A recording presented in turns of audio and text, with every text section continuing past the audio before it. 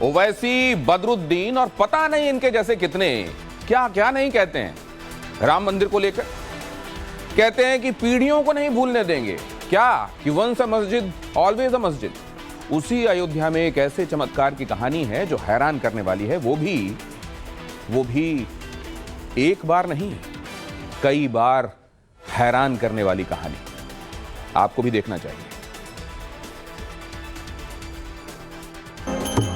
रघुकुल रीत सदा चली आई, प्राण जाई बरु बचन न जाई। राम सिया राम जय जय राम। अयोध्या के प्रति आस्था का भाव है तो त्याग की भावना है। उम्मीदों का शहर है तो जीवन की डोर भी अयोध्या से जुड़ी है। राजा हो या रंक, बच्चा हो या बुजुर्ग, अयोध्या के चमत्कार को हर कोई नमस्कार कर रहा है। इस ऐतिहासिक नगरी की गलियों में आए दिन चमत्कार से साक्षात्कार के किस्से देखने सुनने को मिलते हैं। फिर चाहे भगवान राम के दूत हनुमान की हनुमानगढ़ी में भक्तों की मन्नत पूरी होनी हो, या सरयू किनारे बसे त्रेता के ठाकुर मंदिर में पूरी होती कामना, भक्त उम्मीदों के साथ आते हैं और भरी हुई झोली के साथ लौटते हैं। भगवान राम जब त्रेता युग में अयोध्या के राजा थे तो उन्होंने अपनी प्रजा के सुख दुख का बहुत ज्यादा ध्यान रखा। सदियां बदल गईं, लेकिन लोगों की प्रभु राम के प्रति आस्था आज भी वैसे ही बरकरार है। अयोध्या आने वाला हर शख्स मानता है कि अयोध्या आकर मांगी गई उनकी हर मुराद जरूर पूरी होती है। जब जिंदगी में उन्हें कहीं से आस नहीं मिली, तब अयोध्या ने उनकी उम्मीदों को पूरा किया। किसी का दावा है कि अयोध्या में मांगी गई संतान की मन्नत पूरी हुई तो किसी को सरकारी नौकरी मिलने की खुशी है। राम भक्त इसे अपने लिए चमत्कार सरीखा बताते हैं। हम अपने बारे में मांगे थे, परिवार के बच्चे के बारे में मांगे थे, वो भी पूरा हो गया है। और जो हमारे बच्चे जो इधर उधर भटकते थे वो भी पूरा हो गया है। अब ठीक ठाक रोजगार मिल गया।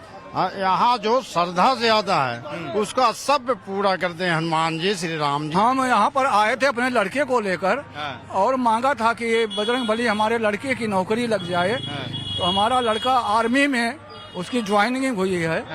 और जो भी यहाँ पर आते श्रद्धा के साथ उनकी मान्यताएं हैं कि उनके सब मांगे बजरंगबली बाबा पूर्ण करते हैं। हनुमानगढ़ी गए थे, मान्यता मांगे थे वॉलीबॉल में प्ले खेलने को मिले तो वो मिला हमें। और पढ़ाई के लिए भी मांगे थे, बढ़िया नंबर आए, वो सब मिला हमें।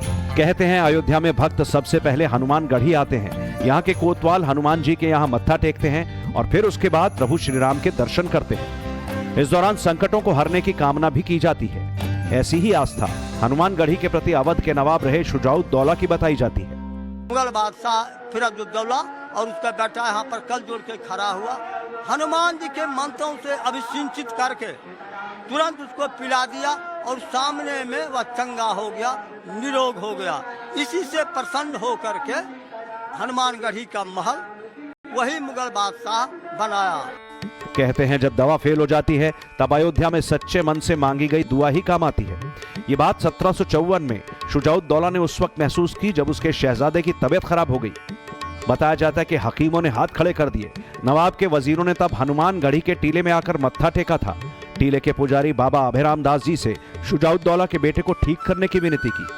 दावा किया जाता है कि इसके बाद नवाब खुद बेटे के साथ पुजारी अभयराम जी से मिला और फिर जो कुछ हुआ उसने हनुमान जी के प्रति उसकी श्रद्धा न सिर्फ बढ़ाई बल्कि उन्हें हनुमान जी का परम भक्त भी बना दिया।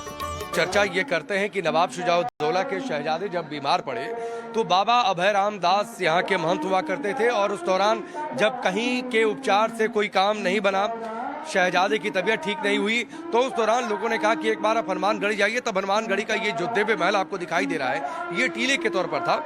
लेकिन उस दौरान जब यहाँ पर आए तो बाबा अभयराम दास ने जो चरणामृत है वो मंत्रों के साथ छिड़क दिया शहजादे पर और शहजादा फिर ठीक हो गया। शुजाउद्दौला ने कहा कि बताइए हम क्या सेवा करें।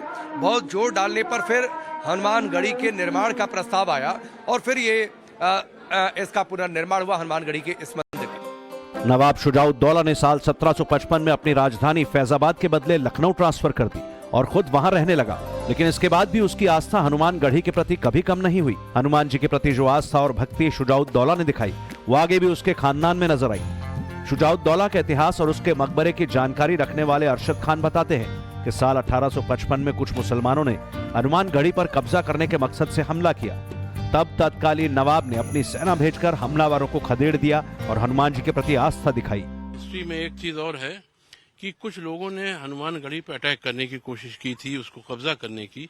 तो नवाब साहब ने अपनी 300 मुसल्लह फौजें यानी आर्म्ड फोर्सेस भेजी थी उसकी हिफाजत के लिए, और एक जंग हुई थी। वहाँ 300-400 लोग मारे भी गए थे नवाब साहब की फोर्स के और उधर के भी, लेकिन हनुमानगढ़ी बची रही।